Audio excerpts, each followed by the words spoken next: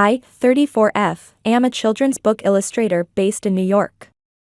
My latest series, A Dreams in Watercolor, has been on the New York Times bestseller list for 12 consecutive weeks, and my gallery exhibition, Childhood Memories in Strokes, is currently touring major cities across the country. My work has been featured in The New Yorker, and I recently won the Caldecott Medal for my illustrations in The Forgotten Garden. Life wasn't always this successful. 20 years ago, I was a 14-year-old girl who loved art but was constantly told it was worthless. Yesterday, my past came crashing back when my parents, 65M, 63F, suddenly appeared at my grandmother's house, where I was visiting during a break between exhibition tours. They stood there, with forced smiles and designer clothes that couldn't hide their desperation, calling my name as if the past 20 years of abandonment never happened.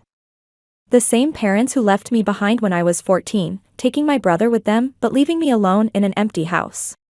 Let me provide some background about my family and how we got here. My parents were the epitome of academic elitism in Boston's competitive educational circle. My father graduated from Harvard Medical School and worked as a medical researcher at Massachusetts General Hospital, publishing numerous papers in prestigious medical journals. My mother, a Yale graduate, taught AP chemistry at one of the most competitive prep schools in New England. They firmly believed that a person's worth was determined solely by their academic credentials and future earning potential. From my earliest memories, our house felt more like a prestigious academic institution than a home. The walls were lined with academic awards, medical journals, and certificates of achievement. Dinner conversations revolved around acceptance rates at Ivy League schools and the latest research papers. My parents hosted regular dinner parties where they would parade my brother's academic achievements in front of their equally elitist friends. My brother was their crown jewel, perfect SAT scores by junior year, straight A's in all AP classes, and president of both the science club and math team. He was being groomed for medical school from the moment he could read. And to his credit, he was naturally brilliant at academics, though I sometimes caught him staring longingly at the basketball court during his mandatory study hours. But I was different. From the moment I could hold a crayon, I was drawn to art. While other kids were learning their ABCs, I was creating entire stories through pictures. My preschool teachers praised my artistic abilities, but my parents dismissed it as cute but impractical. They kept pushing academic flashcards and educational videos, but I would always find my way back to my sketchbook. By middle school, the divide between my parents' expectations and my reality became a gaping chasm. My grades were wildly inconsistent. I could get an A+ in literature when we studied poetry and imagery, but would barely pass algebra despite hours of forced tutoring. Art class was my sanctuary. I won the statewide Young Artists competition 3 years in a row, but my parents never once attended the ceremonies. Mrs. Thompson, my art teacher at Franklin Middle School, became my first real advocate. She recognized not just my technical skills, but my unique way of storytelling through images. "You have a gift," she would tell me, staying after school to teach me new techniques. "Your art speaks to people's hearts." She tried reaching out to my parents multiple times, sending notes about art school scholarships and future career opportunities in animation and illustration. Those notes always ended up in the trash, often accompanied by my mother's signature scoff. The contrast between my brother's life and mine became more pronounced as we grew older. He had private tutors for every subject, attended academic summer camps at prestigious universities, and got new clothes for every academic achievement. Meanwhile, I wore his hand-me-downs despite being a girl, ate whatever leftovers remained after their family dinners, which I was often told to skip to focus on improving my grades, and spent summers alone in my room while they took my brother on college campus tours. The only bright spots at home were the rare moments with my brother. He would sometimes sneak into my room late at night, bringing snacks from his study sessions, and helping me with my math homework. "Your drawings are amazing," he'd whisper, carefully looking through my sketchbook. I wish I could create something like this. Those moments of connection were precious, but always tinged with the knowledge that openly supporting me would put him in our parents' crosshairs. Life at home became increasingly isolated. My parents stopped acknowledging my presence unless it was to point out another academic failure. They installed a washing machine in the basement with an instructional video nearby, their way of telling me I needed to handle my own laundry. Meals became something I had to scrounge from the refrigerator when they weren't around. My room became both my sanctuary and my prison, filled with art supplies I'd saved up for by collecting recyclables and doing neighbors' yard work. Then came that Tuesday in April, the day everything changed. Mrs. Thompson had just reviewed my portfolio and was ecstatic. "This is college-level work," she declared, showing me brochures from various art schools. "With your talent, you could get a full scholarship." For the first time, I felt like my future had real possibilities. I remember practically floating home, my mind full of dreams about art school and a future where I could be myself. But when I opened the front door, the house felt different. Empty. The usual sounds of my brother's study music and my mother's typing were absent. The silence was deafening. On the dining room table, the same table where I wasn't allowed to eat with them, sat a note. The handwriting was my mother's, precise and cold. "Your brother is transferring to a new school. We've made this house livable for you." That was it. No explanation, no contact information, no goodbye. They had taken my brother and left me behind, like unwanted furniture in an abandoned house. I collapsed there in the hallway, my portfolio scattered across the floor, drawings mixing with my tears. Hours passed as I sat there, trying to understand what I had done to deserve such complete abandonment. The house grew dark, but I couldn't bring myself to move. Every creak and settle of the house made me hope, foolishly, that they would come back, that this was just some elaborate lesson about academic dedication. As the shock began to fade, practical fears set in. I was 14, how was I supposed to live alone? What about food, bills, school expenses? That's when a memory surfaced through my panic: my grandmother. Before my mother's unexplained falling out with her, we used to visit her regularly. She worked as a caretaker at a foster home and always had a special smile for me, never once questioning my love for art. After hours of searching through drawers and old papers, I found an address book buried beneath the landline phone. My hands trembled as I dialed her number, praying it was still current. When her warm voice answered, I broke down completely. Through my tears, I managed to explain what had happened. Without hesitation, she said words I'll never forget: "I'll come right away, sweetheart. Pack whatever matters to you." My grandmother arrived in record time, considering she lived 2 hours away. When she saw me, dirty clothes, tear-stained face, surrounded by my art supplies, she didn't say a word. She just hugged me, stroking my hair with a gentleness I had almost forgotten existed in the world. "Your beautiful art," she whispered, looking at my scattered drawings. "Let's get you and your talent somewhere safe." The next few years with my grandmother changed my life completely. She lived in a small town in western Massachusetts, in an old house surrounded by nature. My new school was nothing like my old one, smaller, more nurturing, with teachers who saw me as a whole person, not just a grade point average. For the first time, I could breathe. Through some legal maneuvering, I later learned she had threatened my parents with child services and public exposure. My grandmother managed to get them to provide basic financial support. But that was the extent of their involvement.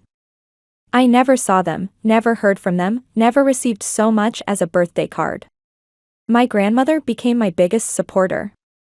She transformed the sunroom into an art studio, picking up supplies from yard sales and flea markets. "Art supplies are an investment in your future," she would say, even when money was tight. She attended every art show, photographed every piece I created, and helped me build my first portfolio. Working part-time jobs through high school, I saved every penny for art school. My grades improved too, not because of pressure, but because my teachers helped me find connections between art and other subjects. Geometry became about perspective and composition. Chemistry helped me understand pigments and color theory. History gave me inspiration for illustrations. I won a partial scholarship to Rhode Island School of Design, and through a combination of student loans, part-time work, and my grandmother's unwavering support, I made it through. College was transformative. I found my style, my voice, and my community. My thesis project, a children's book about a young artist finding her way, caught the attention of a small publishing house. The road to success wasn't easy. My first books barely made enough to cover my student loan payments. I lived in a tiny studio apartment, took freelance jobs, and sometimes wondered if my parents had been right about art being impractical. But I kept pushing, kept creating, kept believing in the path my grandmother had helped me find. Then, 3 years ago, everything changed. My book, The Forgotten Garden, inspired by my grandmother's garden and her nurturing spirit, resonated with children and parents alike. The illustrations spoke to something universal about growing up different, finding your own path, and the power of unconditional love. The success that followed still feels surreal sometimes. Which brings me to yesterday, when my parents suddenly appeared at my grandmother's house. They had clearly been following my success, they quoted reviews of my work and mentioned my recent awards. But their polished appearance couldn't hide their desperate situation. Through mutual acquaintances, I've learned the truth about their current circumstances. My father faces multiple harassment lawsuits at the hospital, particularly concerning his treatment of female patients and staff from lesser educational backgrounds. My mother was forced to resign after recordings surfaced of her bullying students and younger teachers, mocking their academic credentials and future prospects. "We're family," they insisted yesterday, standing on my grandmother's porch. Family should support each other. But as I stood there, looking at these people who had abandoned me when I needed them most, who had only returned now that I was successful and they were in trouble, I felt nothing but a cold, clear certainty. I refused them outright. They became angry, shouting about filial duty and family obligations. The same parents who had deemed me unworthy of their time and love now demanded my support. The situation escalated until neighbors called the police, who issued a temporary restraining order. My grandmother, now in her 80s but still my rock, held my hand through it all. Looking at her, I saw what real family means, not blood ties or obligations, but love, support, and acceptance. As I write this, I'm still processing everything. My latest book tour is on hold while I deal with this situation. My parents are trying to contact me through various means, insisting that blood is thicker than water, and that I have an obligation to help them. Some extended family members have started calling, trying to guilt me into doing the right thing. But sitting here in my grandmother's sunroom, surrounded by the art supplies she's still collecting for me, just because, I know I'm already doing the right thing. I'm thinking about taking legal action to officially sever any remaining ties, but part of me wonders about my brother. Last I heard, he had left the country years ago, unable to bear our parents' controlling nature any longer. Sometimes I wonder if he knows about my success, if he's seen my books, if he remembers those late-night moments when he was the only one who believed in me. Has anyone else dealt with toxic parents trying to reconnect after achieving success? How did you handle it? I know I'm right to protect myself and my grandmother, but decades of their emotional manipulation still leave their mark. Update 1. First, I want to thank everyone for their supportive comments and messages. The situation has escalated significantly in the past 48 hours, and I need to share what's happened. My parents showed up at my grandmother's house again yesterday morning, this time with a lawyer. They stood in the front yard, shouting about family obligations and a filial responsibility.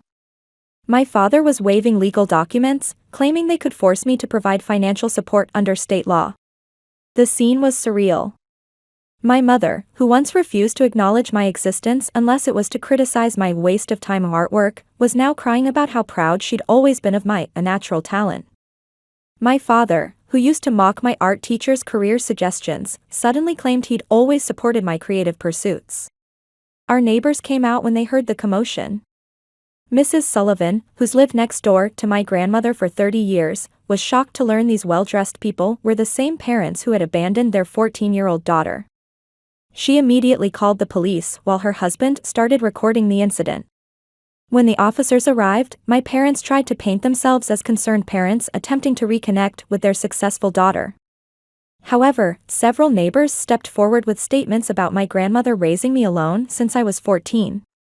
The officers were particularly interested in learning that my parents had left a minor alone with just a note. Officer Martinez was incredibly understanding. She explained that my parents' current financial difficulties don't create any legal obligation for me to support them, regardless of their claims. She helped us file for an emergency restraining order based on their harassment and the distress they're causing my grandmother. The most revealing moment came when my father, frustrated by the police presence, snapped and started ranting about academic pedigree and how he couldn't understand how his failure of a daughter had become more successful than him. His carefully constructed facade crumbled, revealing the same elitist bully who had made my childhood miserable. After they were escorted away, our neighbors organized an informal neighborhood watch. They're keeping an eye out for my parents' car and have agreed to document any future contact attempts. Mrs. Sullivan even provided security camera footage for our records. My lawyer says we have a strong case for a permanent restraining order. She's also investigating whether their abandonment of me as a minor could have legal implications now. I'm not interested in pursuing charges, but she thinks having this information might help keep them away. What's particularly striking is how this situation has revealed the true meaning of community and family. The neighbors have shown more concern and support than my biological parents ever did. Mrs. Sullivan brings my grandmother fresh bread every morning, and Mr. Chen from across the street installed additional security lights free of charge. My grandmother is handling everything with remarkable strength, but I'm worried about the stress this is causing her. She keeps saying she's fine, but I've noticed she gets tired more easily. I've decided to extend my stay here and work remotely for a while. My publisher has been understanding about postponing some appearances. The hardest part is the complex emotions this brings up. Even as I stand firm in my decision, there's a small part of me, that abandoned 14-year-old girl, that still wants to understand why. Why wasn't I good enough then? Why do they only want me now? But then I look at my grandmother, who loved me unconditionally when they couldn't love me at all, and I know I'm making the right choice. I've started a new art series about this, therapeutic drawings capturing emotions I can't quite put into words. My grandmother watches me work sometimes, just like she did when I was 14 and newly arrived at her house. Yesterday she said something that really stuck with me: they may have given you life, but you gave yourself permission to live it. Several people have asked about my brother. I still have no contact with him, but this situation has made me think about him a lot. I hope he's found his own path to freedom. Update 2: something unexpected happened today. My brother showed up at my grandmother's house. He's changed so much I almost didn't recognize him at first. His hair is longer, pulled back in a casual ponytail, and he has a photographer's tan from working outdoors. But his smile when he said my name was exactly the same as I remembered. I learned he's been working as a travel photographer, documenting cultures and landscapes around the world. He saw me on the news in Rome when I won the Caldecott medal and has been following my career since then. Your illustrations tell stories that transcend language, he said, showing me some of my books he'd collected from different countries. Over cups of my grandmother's chamomile tea, he shared his story. During his senior year of college, surrounded by peers pursuing their own diverse passions, he began questioning our parents' rigid academic values. The final straw came when he discovered they'd been secretly monitoring his college activities and trying to manipulate his course selections to align with their medical school plans. One day, I just couldn't take it anymore, he explained. I left a note saying, "Don't look for me," and bought a one-way ticket to Europe. He started with odd jobs in hostels, eventually discovering a talent for photography. A travel magazine noticed his work on social media, and he's been traveling the world on photography assignments ever since. Then he looked at me with tears in his eyes. "Eva, I'm so sorry. I should have contacted you sooner. I was a coward, focused only on my escape." His voice cracked as he continued, "Every time I saw children reading your books in different countries, I thought about the little sister who used to show me her drawings late at night. I couldn't hold back my own tears." We talked about those nights when he'd sneak me snacks and help with homework, both of us trapped in our parents' suffocating expectations. "You were the only one who saw me back then," I told him. He reached across the table and squeezed my hand, just like he used to when I was struggling with math problems. He also shared what he knows about our parents' downfall. Their behavior had apparently gotten worse after he left. Without either of us to control, they became increasingly tyrannical at work. Dad started harassing female patients who didn't meet his educational standards, while Mom's verbal abuse of students and younger teachers finally caught up with her when someone recorded her tirades. My grandmother watched our reunion from her favorite armchair, occasionally wiping away tears. When we asked about lunch, she disappeared into the kitchen and emerged with her special candied sweet potatoes, the same ones she used to make for our rare childhood visits. The taste brought back memories of simpler times, before our parents' ambitions poisoned everything. Over dessert, we made plans for the future. My brother's next photography project is based in New York, just a few hours away. We're going to have monthly family dinners here at grandmother's house, real family dinners, filled with love and acceptance instead of academic pressure and criticism. Sometimes I wonder if they ever loved us, my brother mused as we looked through old photos my grandmother had kept. Maybe in their own twisted way, I replied, but they loved their idea of success more. He nodded, understanding perfectly. Before leaving, my brother hugged me tightly and whispered, "No more 20-year gaps, okay? You're stuck with me now, little sister." For the first time since our parents reappeared, I felt completely at peace with my decisions. Their abandonment led us here, to a kind of freedom and family bond they could never understand. My grandmother summed it up perfectly after he left. Sometimes families aren't born, they're built on love, understanding, and second chances. She's right, as always. While our parents tried to force us into their mold of success, life had different plans. My brother found his art through a camera lens, I found mine through illustration, and together we found our way back to what family should be. Thank you all for the supportive comments. Yes, we're maintaining the restraining order against our parents. Our new family may be smaller, but it's built on a stronger foundation than academic credentials could ever provide. Update 3. It's been 2 weeks since my brother's unexpected return, and I feel like I can finally share how things have settled into place. Today, something beautiful happened that perfectly captures our new reality. My grandmother surprised us by making her special candied sweet potatoes, the same ones she used to make during those rare childhood visits when our parents would actually let us come here. "I've been waiting years to see you two share these again," she said, her eyes twinning as she set the dish on the table. My brother and I exchanged glances and laughed, both remembering how he used to secretly save some for me when our parents weren't looking. Over the sweet potatoes, we learned more details about our parents' current situation through mutual acquaintances. The full story is worse than we initially thought.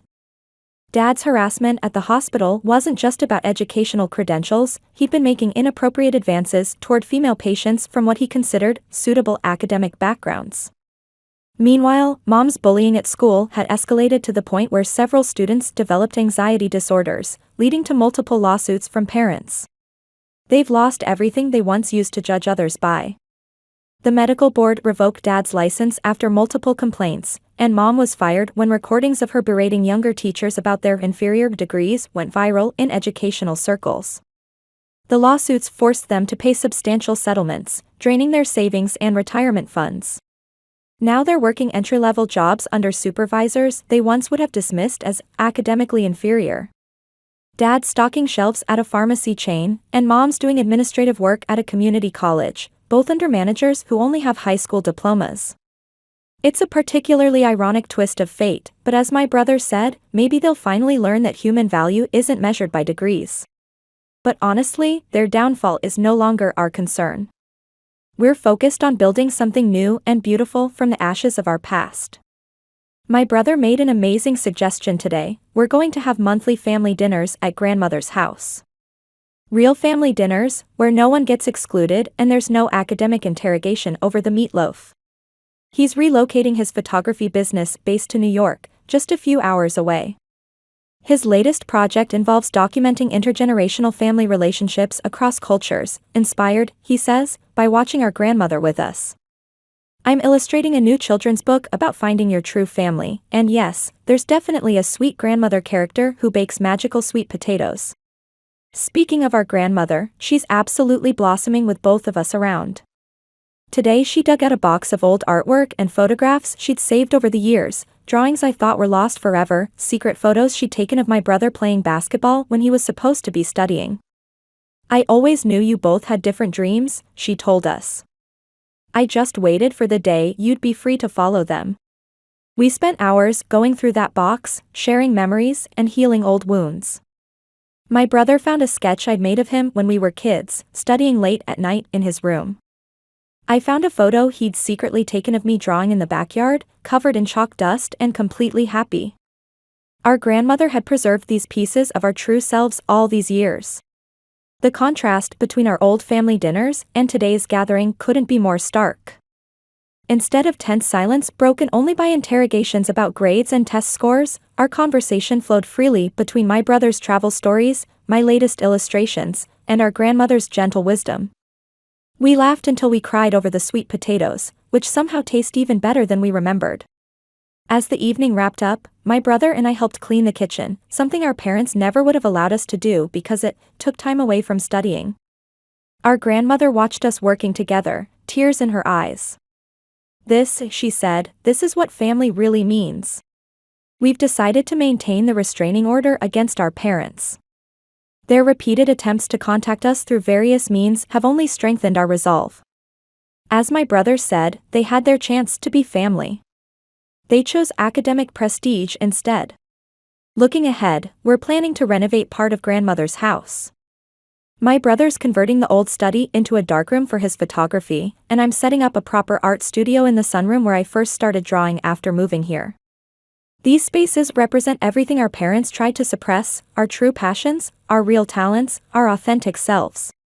Our grandmother summed it up perfectly as we were leaving tonight. Sometimes families aren't born, they're built on love, understanding, and second chances. She's right, as always. While our parents tried to force us into their mold of success, life had different plans. My brother found his art through a camera lens, I found mine through illustration, and together we found our way back to what family should be. To everyone who's followed our story and offered support, thank you. We're proof that sometimes losing a toxic family is the first step to finding your real one. For those asking about legal matters, yes, we're maintaining both restraining orders, and no, we've had no direct contact with our parents. Our family may be smaller now, but it's built on a stronger foundation than academic credentials could ever provide.